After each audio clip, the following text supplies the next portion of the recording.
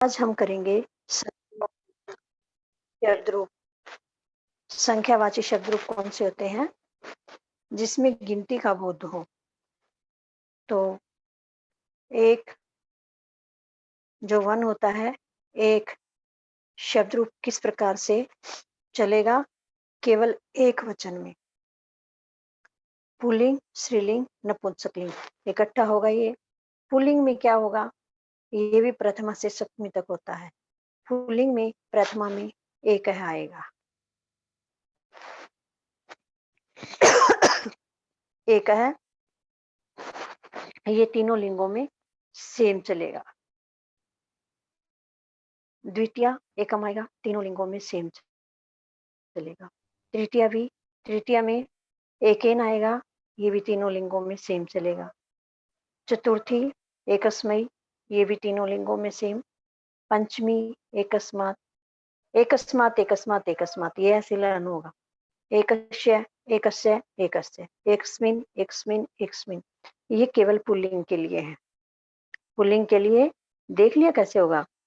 अब स्त्रीलिंग में क्या बनेगा, एक का जो गिनती है, एका, प्रथमा के अंदर एका, द्वितीय के अंदर एकाम, तृतीय के अंदर एकया, चतुर्थी के अंदर एकस्य, पंचमी के अंदर एकस्यः, षष्ठी के अंदर एकस्यः, सप्तमी के अंदर एकस्याम।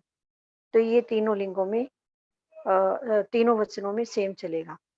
एका एका एका, एक वचन में एका, द्विवचन में एका, बहुवचन में भी एका। तो है नपुंसकलिंग। इसको देखिए, नपुंसकलिंग के अंदर एक जो गिनती है वह कैसे चलेगा। प्रथमा में एकम, द्वितीय में एकम, तृतीय में एकम एकेन, चतुर्थी में एकस्मयी, पंचमी में एकस्मात्, षष्ठी में एकस्य, सप्तमी में एकस्मिन।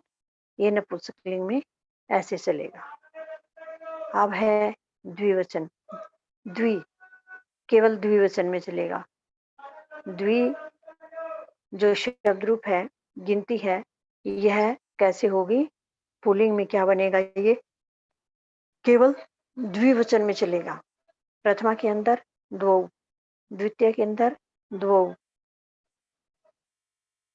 तृतीय के अंदर द्वाभ्याम, चतुर्थी के अंदर द्वाभ्याम, पंचमी के अंदर द्वाभ्याम, षष्ठी के अंदर द्वयो, सप्तमी के अंदर भी द्वयो। जो हमारा द्विवचन होता है वही इसमें सारा चलेगा। प्रथम एक वचन में भी, द्विवचन में भी और बहुवचन में भी। स्त्रीलिंग में द्वि शब्द रूप कैसे चलेगा, ये भी द्विवचन में। स्त्रीलिंग में कैसे होता है, द्विवचन में द्वे होता है प्रथमा के अंदर, द्वितीय के अंदर भी द्वे, तृतीय के अंदर द्वाभ्याम, चतुर्थी के अंदर द्वाभ्याम, पंचमी द्वाभ्याम, षष्ठी द्वयोः, सप्तमी द्वयोः। अब नपुंसकलिंग।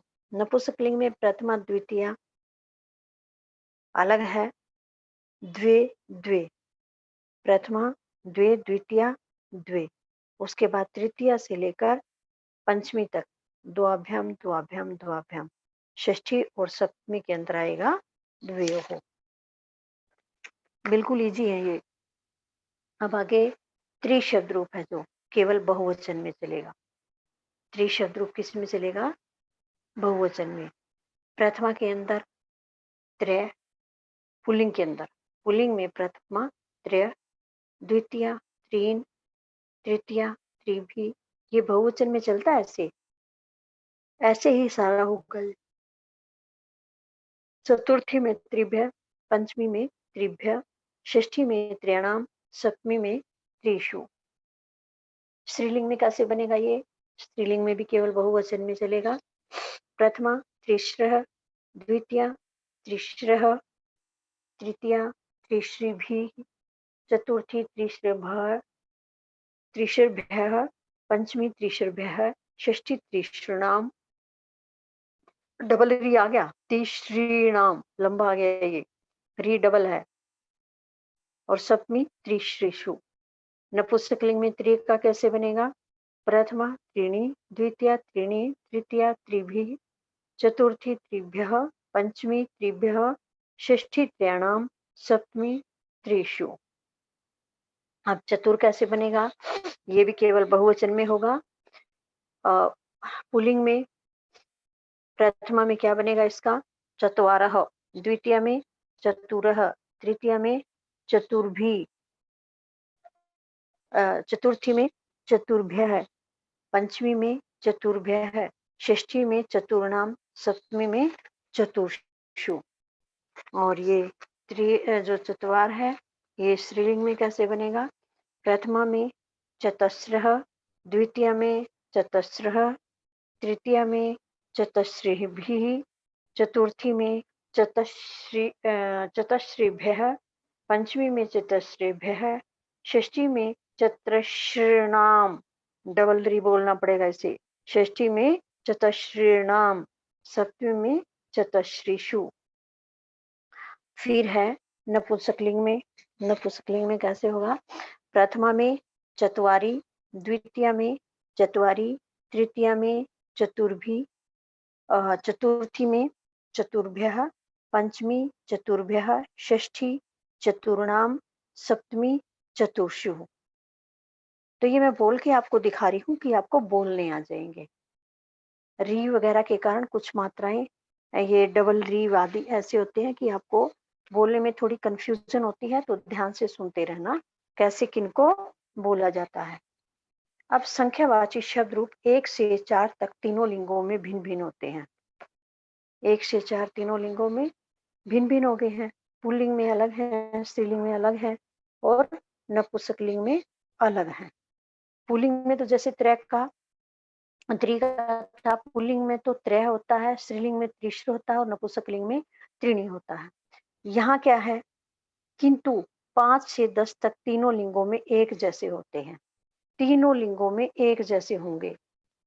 अब पंच है, पंच तीनों लिंगों में एक जैसा होगा। प्रथमा में पंच, चाहे पुल्लिंग है, स्त्रीलिंग है या नपुंसकलिंग है, चाहे पुल्लिंग है, स्त्रीलिंग है या नपुंसकलिंग है, केवल ये जो बहुवचन होता है यही पूरे में प्रयोग किया जाता है तीनों लिंगों में। पंच, प्रथमा के अंदर पंच, द्वितीय के अंदर पंच, तृतीय के अंदर पंचभिः, चतुर्थी के अंदर पंचभ्यः, पंचमी के अंदर पंचभ्यः, षष्ठी के अंदर पंचानाम, सप्तमी के अंदर पंचसु। ऐसे ही षठ का, सिक्स का, प्रथमा में षठ, द्वितीय में षठ, तृतीय में षड्भी, चतुर्थी में षड्भ्यः, पंचमी में षड्भ्यः, षष्ठी में षण्णाम, सप्तमी में षट्सु।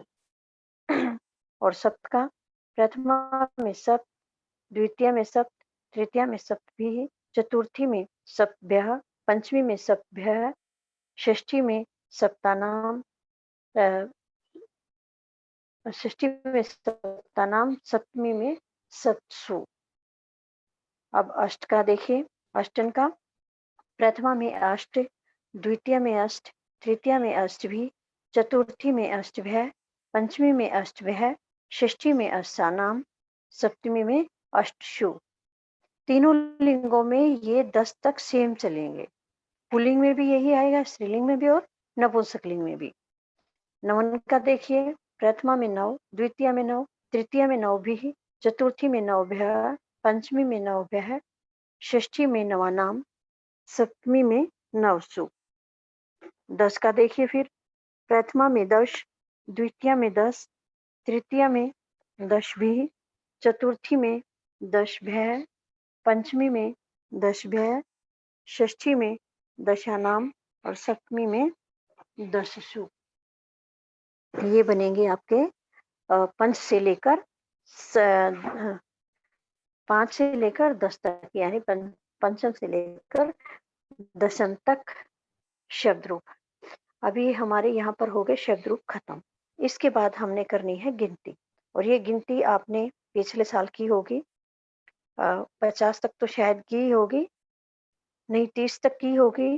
तो यहाँ आगे देखिए, अब गिनती 1 एकः, 2 द्वौ, 3 त्रयः, 4 चत्वारः, 5 पञ्च, 6 षट्, 7 सप्त, 8 अष्ट, 9 नव, 10 दश, 11 एकादश, 12 द्वादश, 13 त्रयोदश, 14 चतुर्दश, 15 पंचदश, 16 षोडश, 17 सप्तदश, 18 अष्टादश, 19 नवदश, 20 विंशति। विंशति होता है ये, कई बच्चे इसको विंशति बोलते हैं, वो गलत है। विंशति ही क्या है? विंशति ही। 21। अब आपने एक लर्न किया था, एक है दो त्रे, ये आपने 10 तक लर्न कर लिए हैं। उसके बाद आपने 20 याद किया, तो अब आगे आपको ये 20 तक आपको याद करना है मेन, तो उसके बाद तो आपके लिए बहुत ही इजी हो जाता है। 20 तक आप अच्छे से लर्न कर लो। उसके बाद देखिए 21, एक जो था, एक में एक है था, एक और नीचे 20 था ना, एक विंशति ही 21 हो गया। हम वैसे सिखाते बच्चों को 20 प्लस 1 21, तो वैसे ही हो गया। इसमें संस्कृत में एक पहले आएगा, 20 बाद में आएगा, तो एक विंशति ही 21। ऐसे फिर 2 की जगह 22 की जगह द्वाविंशति ही 22। फिर 3 त्रय होता है, तो ये त्रयोविंशति ही 24 होता है। 24 में जैसे 4 होता है चत्वारः, तो इसका आ जाएगा चतुर्विंशति ही। 25 में 5 होता है पंच, तो 5 की पंच यूं का यूं आ गया 5 वाला, और 20 का विंशति, पंच विंशति ही। 26 6 का षट, 26 में षड विंशति ही। 27 सप्तविंशति ही। 28 अष्टविंशति ही। 29 नवविंशति ही। 30 त्रिंशत। अब ये 30 याद करना है आपको, बस 20 30 40 ये याद करनी है, और 1 से 10 ये गिनती पूरी आप लिख सकते हो, ऐसे ही आगे भी 100 तक ऐसे ही जाता है। 31 में देखिए, 1 और 30 की क्या थी संस्कृत? त्रिंशत। 1 त्रिंशत। 32 में 2 त्रिंशत।